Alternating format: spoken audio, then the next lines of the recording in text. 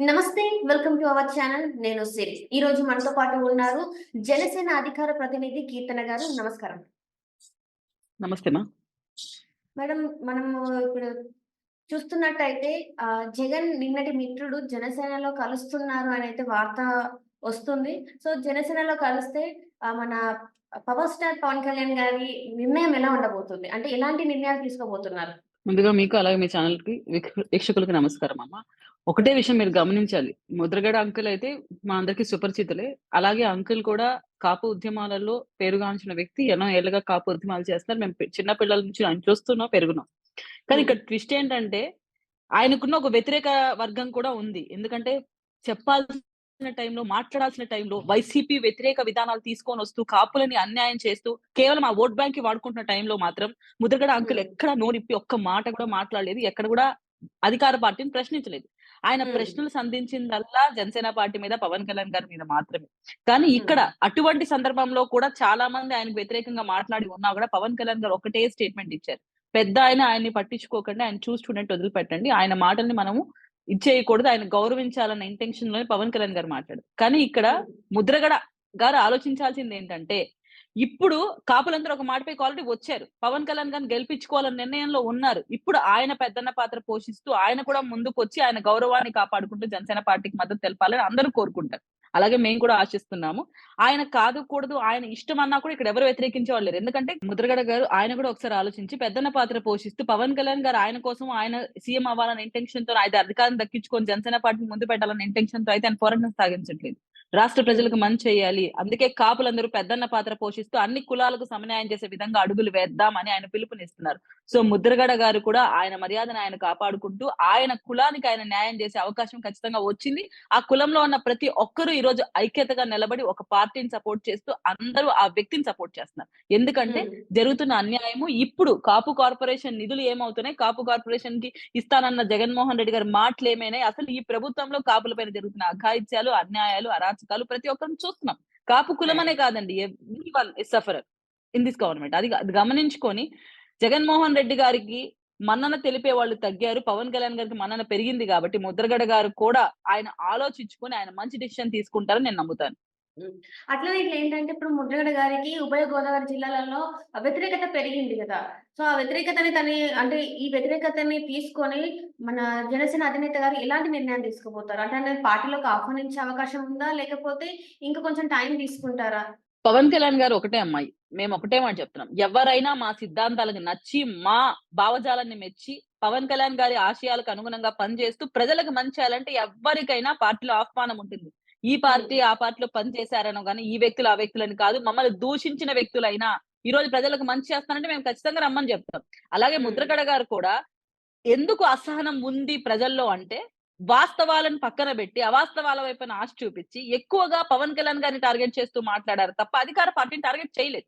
ఈ హ్మ్. 5 ఏళ్లలో టార్గెట్ చేయడానికి ఎన్నో అంశాలున్నాయి. ఎన్నో అన్యాయాలు కాపు కులస్తుల పైన జరిగాయి. ఆ రోజంతా హ్మ్. ఆయన ఎప్పుడూ మాట్లాడలేదమ్మా. జస్ట్ పవన్ కళ్యాణ్ గారిని టార్గెట్ చేస్తూ మొన్న గూడా మాట్లాడారు. అందుకే అవును. అసహనం ఉంటుంది గదా! ఎందుకంటే కుల పెద్దలన్నప్పుడు కులంలో జరుగుతున్న అన్యాయాల గురించి, కులంకి జరుగుతున్న ద్రోహాల గురించి, అక్కడ వస్తున్న నిధుల గురించి, ఇస్తానన్న మాటల గురించి, హామీల గురించి మీరు మాట్లాడితే కుల పెద్దలవుతారు. అక్కడంతా నోరుకు ప్లాస్టర్ వేసుకునేసి, కేవలం పవన్ కళ్యాణ్ గారిని టార్గెట్ చేస్తూ మాట్లాడితే ఎవరికైనా కోపమొస్తుంది. ఎవరికైనా వ్యతిరేకత ఉంటుంది. ఆ హ్మ్. వ్యతిరేకతను ఆయన ఈ రోజు పక్కన పెట్టి కులానికి న్యాయం చేయాలనుకుంటే, మంచి పార్టీని సపోర్ట్ చేసి, మంచి నాయకుడికి ఎనకాల మద్దతిస్తారు.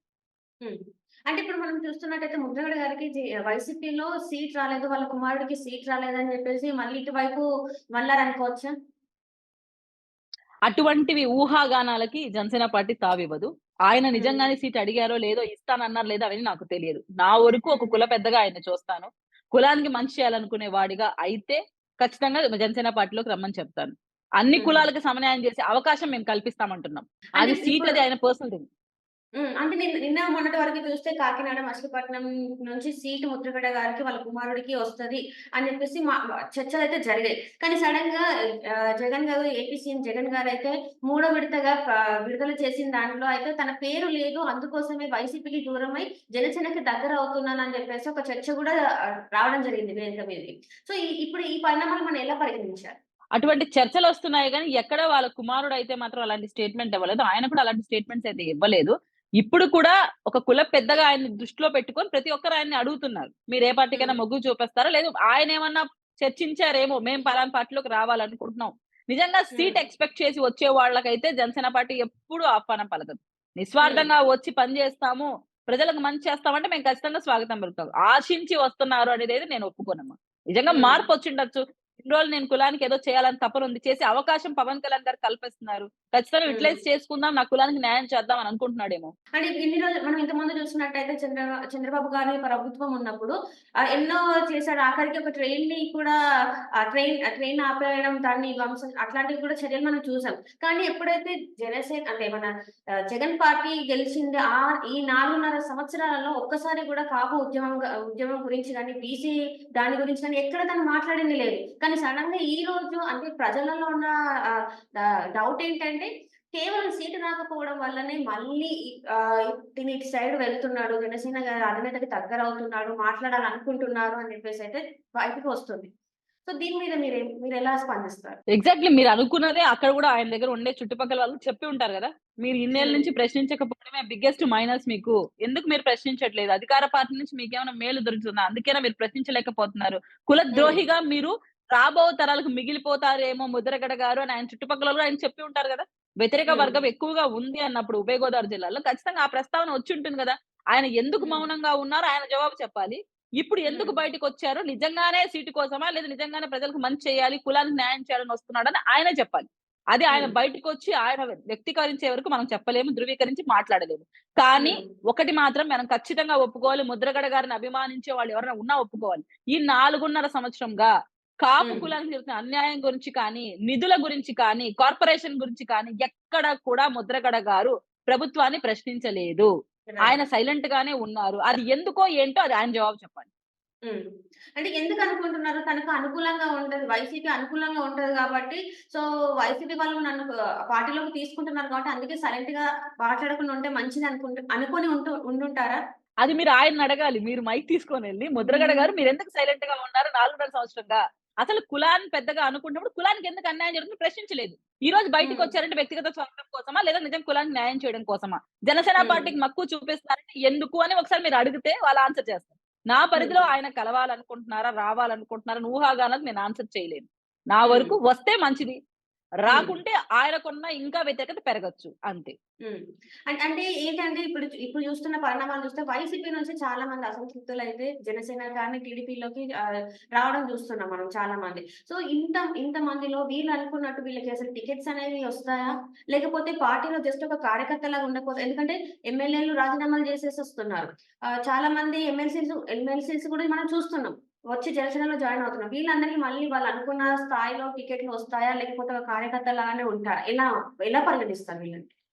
ఫస్ట్ మన పాయింట్ ఆఫ్ వ్యూ మారాలి. ఎందుకంటే వస్తున్న వాళ్ళు వైసీపీని వ్యతిరేకించి వస్తున్న వాళ్ళు సీట్లు ఇవ్వకపోతేనే వస్తున్నారా?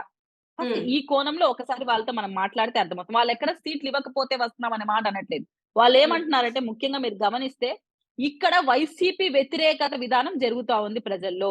తీవ్ర స్థాయిలో తిరుగుబాటు ప్రజల్లో ఉంది. ప్రజలు మార్పు కోరుకుంటూ జనసేన, టీడీపీ కూటమికి ఓటేయాలనుకుంటున్నారు. కానీ హ్మ్. పవన్ కళ్యాణ్ గారిని, చంద్రబాబు నాయుడు గారిని ప్రజలకు దూరం చేసే ప్రయత్నం జగన్మోహన్ రెడ్డి గారు చేస్తున్నారు. ఇక్కడ తప్పు ఎవరు చేస్తున్నారంటే జగన్మోహన్ రెడ్డి గారు అందరికి అర్థమవుతుంది. కానీ మార్పులు, చేర్పుల విషయంలో ఎమ్మెల్యేలను మారుస్తున్నాడు, ఎంపీలను మారుస్తున్నాడు. హ్మ్. మారాల్సింది ఎవరు? జగన్మోహన్ రెడ్డి గారు. సో హ్మ్. వాళ్ళకక్కడ బాధేస్తుంది. మాకివ్వాల్సిన నిధులు, మాకివ్వాల్సిన ప్రోత్సాహాలు ఇవ్వకుండా మేము నియోజకవర్గ స్థాయిలో ఫెయిల్ అవుతుంటే, నువ్వు పైన కూర్చొని జగన్మోహన్ రెడ్డి గారు రాజారెడ్డి రాసిన రాజ్యాంగాన్ని అమలు పరుస్తూ సజ్జల గారి ఇన్‌స్ట్రక్షన్స్ మీద కార్యవర్గం పనిచేస్తుంటే, మేమిక్కడ నిర్వీర్యం అయిపోతున్నాం. ప్రజల దగ్గర మేము చివాట్లు పడుతున్నాం. So right. మాకెందుకు ఈ కర్మ? ఇటువంటి పార్టీలో మేమెందుకు ఉండడం అని చెప్పి వాళ్ళు రూలింగ్‌లో ఉన్న పార్టీని వదులుకొని మన దగ్గరికొస్తున్నారు. అంటే మా పార్టీలో హ్మ్. జాయిన్ అవ్వడానికి వస్తున్నారు. సో వాళ్ళు పదవి హ్మ్. కాంక్షతో వస్తున్నారని మాత్రం తప్పు. ప్రజా హ్మ్. వ్యతిరేక విధానాన్ని ఇంప్లిమెంట్ చేసిన జగన్మోహన్ రెడ్డి గారిని వ్యతిరేకిస్తూ వస్తున్నారు. హ్మ్. అది గుర్తుపెట్టుకోవాలి.